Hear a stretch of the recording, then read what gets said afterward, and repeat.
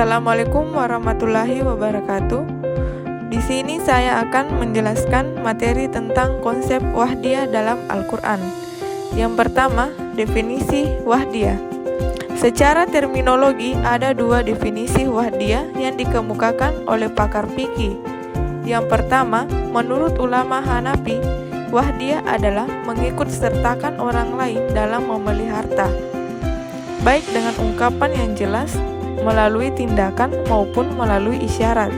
Yang kedua, menurut ulama Maliki, Syafi'i, dan Hambali, wahdiyah adalah mewakilkan orang lain untuk memelihara harta tertentu dengan cara tertentu.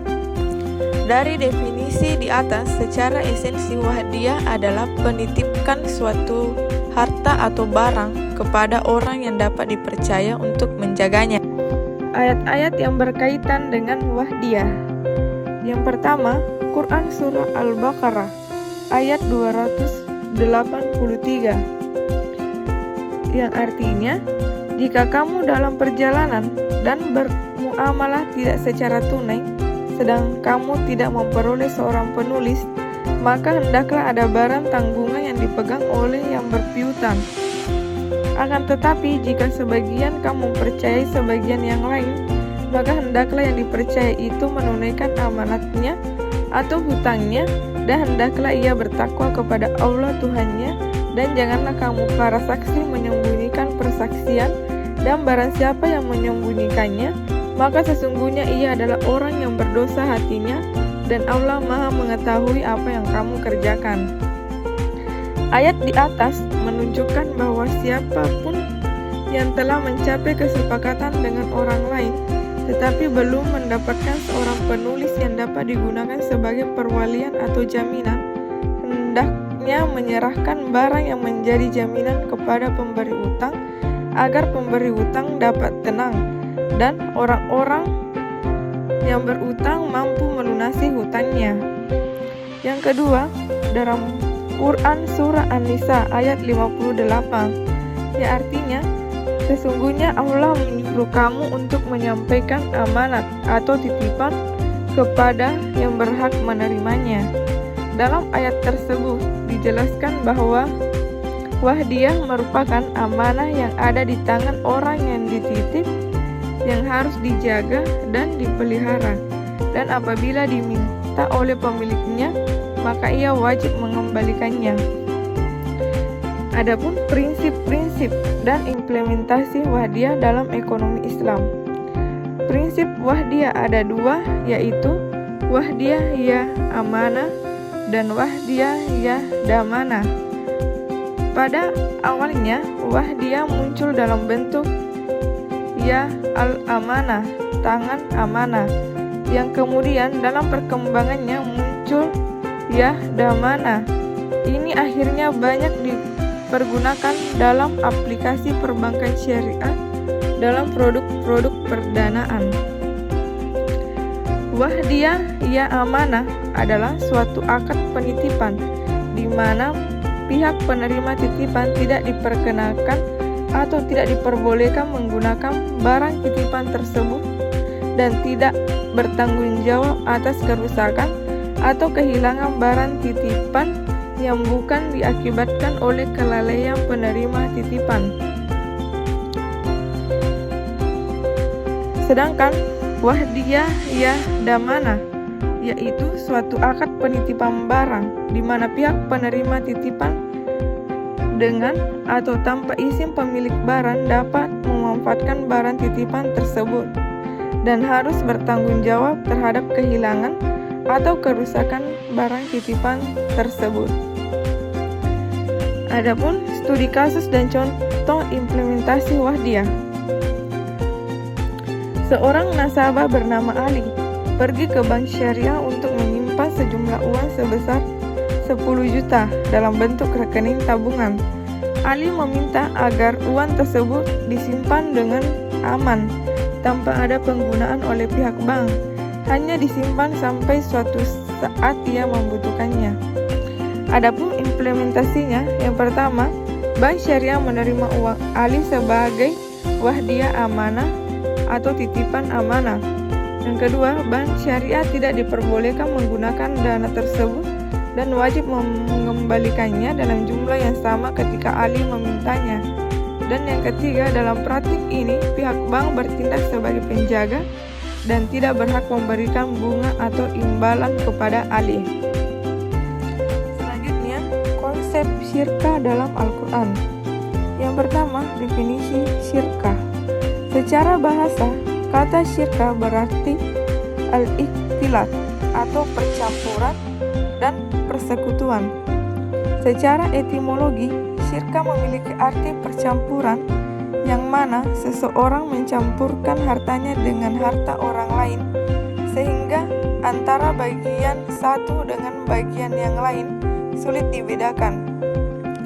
Komplikasi hukum Islam ekonomi syariah, syirkah atau musyarakah adalah kerjasama antara dua orang atau lebih dalam hal pemodalan, keterampilan, atau kepercayaan dalam usaha tertentu dengan pembagian keuntungan berdasarkan nisbah. Ayat-ayat yang berkaitan dengan syirkah yang pertama, Quran Surah Syad ayat 24, yang artinya Daud berkata, "Sesungguhnya dia telah berbuat zalim kepadamu dengan meminta kambing itu untuk ditambahkan kepada kambingnya. Dan sesungguhnya kebanyakan dari orang-orang yang berserikat itu, sebagian mereka berbuat zalim kepada sebagian yang lain, kecuali orang-orang yang beriman dan mengerjakan amal soleh. Dan amat sedikitlah mereka ini. Dan Daud mengetahui bahwa kami mengujinya, maka ia meminta ampun kepada Tuhannya, lalu menyukur sujud dan bertobat." Dari ayat di atas menjelaskan bahwa Allah Subhanahu wa Ta'ala mengakui adanya perserikatan dalam kepemilikan harta, serta dalam surat Syad terdapat dijelaskan bahwa perkomisan terjadi atas dasar akad ikhtiar, dan juga dijelaskan bahwa ada larangan untuk menzalimi mitra kongsi. Yang kedua, Quran Surah An-Nisa ayat 12, yang artinya, "Tetapi jika saudara-saudara seibu itu lebih dari seorang, maka mereka berserikat dalam bagian sepertiga itu, setelah dipenuhi wasiat yang dibuatnya, dan setelah dibayar hutangnya dengan tidak menyusahkan kepada ahli waris. Demikianlah ketentuan Allah. Allah Maha mengetahui, Maha penyantun." Ayat ini mengatakan bahwa sebagian sepertiga dari harta warisan milik bersama di antara saudara seibu. Oleh karenanya tidak bisa salah seorang di antara mereka menyatakan warisan tersebut bagian 1/3 miliknya, dan tiap-tiap mereka kedudukan sebagai partner atau sepertiga tersebut. Prinsip-prinsip syirkah. Prinsip merupakan kaidah fundamental dan kode yang mengatur masyarakat agar tidak terjadi pelanggaran hukum dan destruksi. Dalam Islam, sumber prinsip ekonomi dan keuangan adalah syariah. Syariah adalah prinsip yang terungkap, dan ini menjadi acuan prinsip keuangan dalam Islam yang merupakan suatu keunikan dan perbedaan yang ada dalam norma keuangan konvensional. Prinsip syirkah itu sendiri adalah bagi hasil, yaitu perjanjian kerjasama antara dua pihak atau lebih pemilik modal untuk membiayai suatu usaha. Jenis-jenis syirkah. Yang pertama, syirkah al-milk atau kepemilikan. Adalah beberapa orang memiliki secara bersama-sama suatu barang. Pemilik secara bersama-sama atas suatu barang tersebut bukan disebabkan adanya perjanjian di antara pihak, Misalnya, pemilik harta secara bersama-sama yang disebabkan atau diperbolehkan karena pewarisan. Yang kedua, syirka al-aqd atau kontrak. Syirka ini ada atau terbentuk disebabkan para pihak memang sengaja melakukan perjanjian untuk bekerja sama atau bergabung dalam suatu kepentingan harta, dan didirikan serikat tersebut bertujuan untuk memperoleh keuntungan dalam bentuk harta benda. Studi kasus dan contoh implementasi syirka. Ahmad dan Saki ingin membuka usaha toko sepatu. Ahmad memiliki modal sebesar 50 juta, sedangkan Saki memiliki keahlian dalam penjualan dan pemasaran sepatu. Keduanya sepakat untuk bekerja sama dalam membuka toko sepatu, di mana Ahmad akan memberikan seluruh modal, sementara Saki akan mengelola toko dan melakukan pemasaran. Adapun implementasinya, yang pertama, kontribusi. Ahmad memberikan modal 50 juta, sedangkan Saki memberikan tenaga kerja dan keahlian dalam pengelolaan dan pemasaran toko sepatu. Yang kedua, bagi hasil. Ahmad dan Saki sepakat untuk membagi keuntungan dengan rasio 60% untuk Ahmad dan 40% untuk Saki, karena Ahmad berkontribusi dengan modal yang lebih besar, sementara Saki memberikan keahlian. Yang ketiga, bagi kerugian.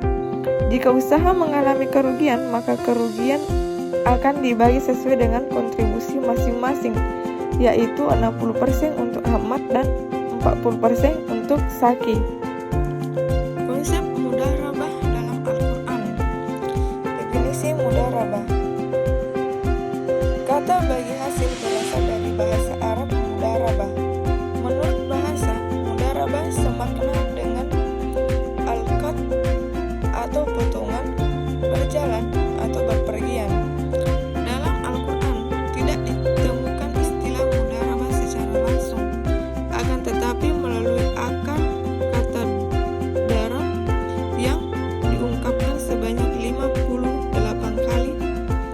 Dari akar kata inilah kemudian lahir istilah mudharabah. Menurut istilah, mudharabah memiliki beberapa pengertian. Mudharabah adalah akad kerjasama usaha antara dua pihak, di mana pihak pertama, yaitu syahibul mal, menyediakan seluruh modal, sedangkan pihak lainnya menjadi pengelola. Keuntungan usaha secara mudharabah dibagi menurut kesepakatan yang dituangkan dalam kontrak, sedangkan apabila rugi ditanggung oleh pemilik modal selama kerugian itu bukan akibat kelalaian si pengelola. Adapun ayat-ayat yang berkaitan dengan mudharabah. Yang pertama, Quran Surah Al-Maidah ayat 1, yang artinya, wahai orang-orang yang beriman, penuhilah janji-janji. Dihalalkan bagimu hewan ternak kecuali yang akan disebutkan kepadamu, dengan tidak menghalalkan berburu ketika kamu sedang berihram. Sesungguhnya Allah menetapkan hukum sesuai dengan yang dikehendaki. Ayat ini memulai dengan perintah kepada orang-orang yang beriman untuk perjanjian. Perjanjian yang dimaksud adalah mencakup segala bentuk perjanjian atau kontrak yang sah dalam Islam, baik itu perjanjian dengan sesama manusia dalam transaksi bisnis atau bahkan dengan Allah Subhanahu wa Ta'ala. Yang kedua, Quran Surah Al-Jumu'ah ayat 10, yang artinya, apabila salat Jumat telah dilaksanakan, bertebaranlah kamu di bumi, carilah karunia Allah dan ingatlah Allah sebanyak-banyaknya agar kamu beruntung. Ayat ini menunjukkan bahwa keadaan setelah sholat Jumat dilaksanakan. Sholat Jumat merupakan sholat yang dilaksanakan oleh umat Islam pada hari Jumat yang menggantikan sholat duhur. Setelah sholat ini, umat Islam diperintahkan untuk melanjutkan aktivitas mereka dengan cara yang bermanfaat. Setelah menunaikan salat Jumat, umat Islam dianjurkan untuk tidak terjebak dalam perasaan malas atau hanya sekedar beristirahat.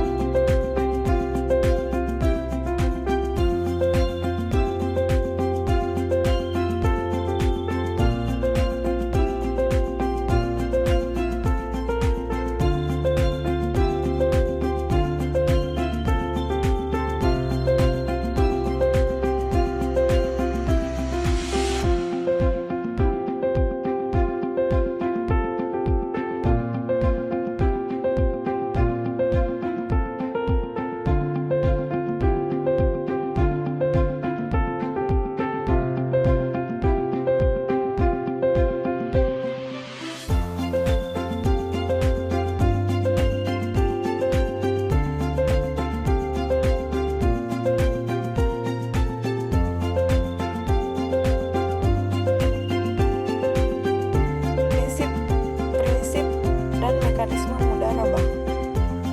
Prinsip-prinsip dari pembiayaan mudarabah yang dijalankan oleh bank syariah yaitu yang pertama, ada pihak penyediaan dana atau bank dan ada nasabah sebagai pihak pengelola dana. Yang kedua, keuntungan yang diperoleh dibagi secara persentase. Yang ketiga, jika terjadi kegagalan usaha sehingga menimbulkan kerugian, maka bank akan menanggung kerugian uang, sementara pihak nasabah menanggung kerugian tenaga, waktu, pikiran selama mengelola dana tersebut. Dan yang terakhir, pembiayaan oleh bank harus 100% dari modal kerja, sebab jika tidak maka dipergunakan metode pembiayaan lain. Studi kasus dan contoh mudarabah. Ali adalah seorang pengusaha muda yang ingin membuka restoran baru, tetapi tidak memiliki cukup modal. Siti, seorang investor yang memiliki sejumlah uang, tertarik untuk berinvestasi dalam restoran tersebut.